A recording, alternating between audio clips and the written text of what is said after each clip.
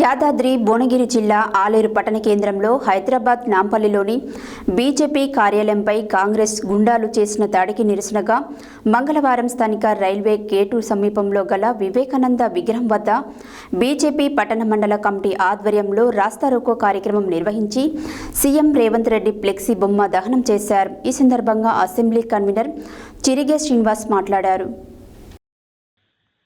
యాదాద్రి భువనగిరి జిల్లా ఆలేరు పట్టణ కేంద్రంలో హైదరాబాద్ నాంపల్లిలోని బీజేపీ కార్యాలయంపై కాంగ్రెస్ గూండాలు చేసిన దాడికి నిరసనగా మంగళవారం స్థానిక రైల్వే గేట్ సమీపంలో గల వివేకానంద విగ్రహం వద్ద బీజేపీ పట్టణ మండల కమిటీ ఆధ్వర్యంలో రాస్తారోకో కార్యక్రమం నిర్వహించి సీఎం రేవంత్ రెడ్డి ఫ్లెక్సీ బొమ్మ దహనం చేశారు. ఈ సందర్భంగా అసెంబ్లీ కన్వీనర్ చిరిగే శ్రీనివాస్ మాట్లాడుతూ సమాజంలో భౌతిక దాడులకు తావులేదని, ఈ అరాచక ప్రభుత్వానికి ప్రజలే తగిన బుద్ధి చెబుతారని అన్నారు. ఈ కార్యక్రమంలో పట్టణ అధ్యక్షుడు నందగంగేష్, ప్రధాన కార్యదర్శులు వడ్డెమాన్ నరేందర్, కల్లెం రాజుగౌడ్, జిల్లా ఉపాధ్యక్షుడు బడుగు జహాంగీర్, జిల్లా అధికార ప్రతినిధి తునికి దశరథ, ఓబీసీ జిల్లా ప్రధాన కార్యదర్శి కామిటికారి కృష్ణ, కిసాన్ మోర్చా అధికార ప్రతినిధి బందెల సుభాష్, జిల్లా కార్యవర్గ సభ్యులు సముద్రాల శ్రీనివాస్, సీనియర్ నాయకులు పసుపునూరి వీరేశం, కటకం నందం, ఎలగందుల సురేష్, పట్టణ ఉపాధ్యక్షుడు ఐలి సందీప్, ఎస్సీ మోర్చా అధ్యక్షుడు Sukkaraju, social media convener Dasu, Mahesh, Katakam Venkatesh, Sunkari Srujan, Elagandula Venkatesh, బోగా Srinivas, Bairi Mahender, అంకం రాజు, శంకర్, పరమణి స్వామి, మహేష్ తదితరులు పాల్గొన్నారు.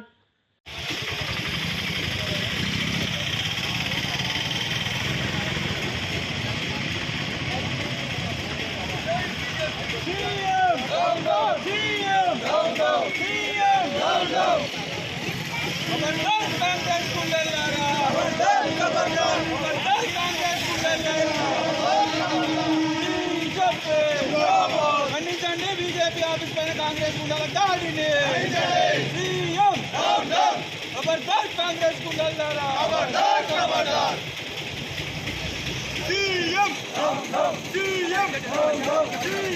భారతీయ జనతా పార్టీ రాష్ట్ర కార్యాలయంపై కాంగ్రెస్ పార్టీ గుండాలు పార్టీ కార్యాలయంపై దాడి చేసి కార్యాలయంలో ఉన్నటువంటి కార్యకర్తల తలలు పగలగొట్టడం జరిగింది. కాంగ్రెస్ పార్టీ రాష్ట్రంలో అధికారంలోకి వచ్చిన తర్వాత ప్రతిపక్షాలపై దాడులు మెచ్చిమీరిపోతూ ఉన్నాయి. ఈరోజు ప్రజా పాలన అని చెప్పి ప్రజలపైన ప్రతిపక్ష పార్టీలపైన దాడి చేయమే ఈ ప్రజాపాలన ఉద్దేశమా? రేవంత్ రెడ్డి సమాధానం చెప్పాలి. ఎందుకు దాడి చేశారు? భారతీయ జనతా పార్టీ మీరు ఇచ్చినటువంటి 6 హామీలు ఏదైతే ఉందో ప్రజలకు ఇచ్చిన హామీలు అమలు చేయమని మా మీద దాడి చేస్తున్నారా? లేకపోతే కేంద్ర ప్రభుత్వం ఫసల్ బీమా కింద రైతులకు 10,000 రూపాయలు 6,000 నుంచి 10,000 రూపాయలు ఇస్తున్నందుకు భారతీయ జనతా పార్టీ మీద దాడి చేస్తున్నారా?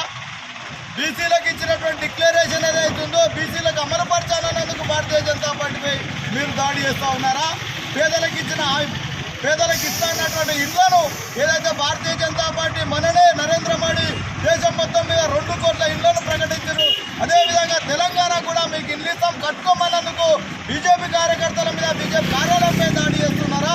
ఇది కాంగ్రెస్ పార్టీ రేవంత్ రెడ్డి సమాధానం చెప్పాలి. ఇలాంటి దాడులకు భారతీయ జనతా పార్టీ భయపడదు. ఈ తెలంగాణ రాష్ట్రంలో నక్సలైట్లకు ఎదురొట్టి ఈ తెలంగాణ రాష్ట్రంలో అనేక మంది అమరవీరులను కోల్పోయినప్పటికీ జెండా నెత్తుకొని భుజాన భారతీయ జనతా పార్టీ ముందుకు పోతూనే ఉన్నది.